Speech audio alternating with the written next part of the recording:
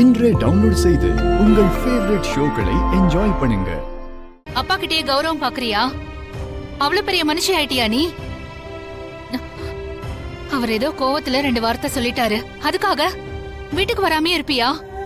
அப்படி இல்லம்மா, அப்பா கூப்பிட்டு நாங்க வந்தா சரியா இருக்கும். என்ன மாயா இப்படி அடம் பிடிக்கிறா?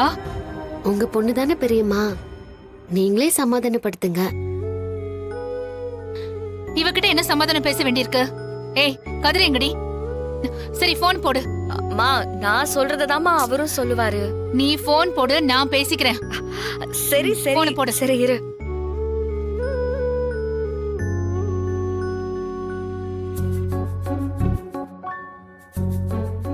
என்கிட்ட கூட போதும்.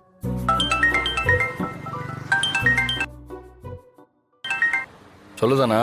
கதிரு, நான் தாண்டா அத்தை பேசுறேன். என்ன வீட்டுக்கு வந்திருக்கீங்க? ஆமாடா, மாயாவும் நானும் வீட்டுக்கு வந்திருக்கோம். கதிரு, வீட்டுல ஒரு பூஜை வச்சிருக்கோம்டா, நீயும் தானாவும் கண்டிப்பா வரணும்டா. ஏன் அத்த? ஆமா கதிரு, நீங்க 2 பேரும் இல்லாம நாங்க மட்டும் தனியா எப்படி பூஜை பண்றது? கதிரு. இல்ல அத்த, தப்பா எடுத்துக்காதீங்க. மாமா சொல்ல மீறி நாங்க வர்றது நல்லா இருக்காது. என்னவோடா, நீயும் வீட்டுல இருக்கும்போது நாங்க வந்திருக்கணும்.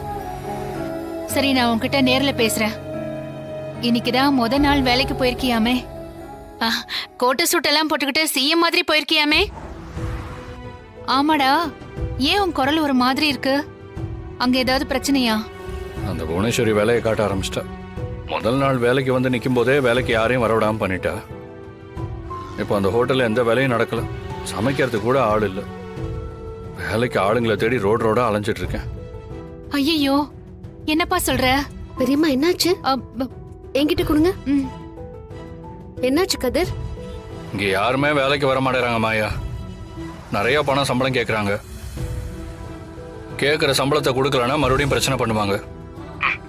இப்ப எனக்கு என்ன பண்றதுன்னே தெரியல மாயா.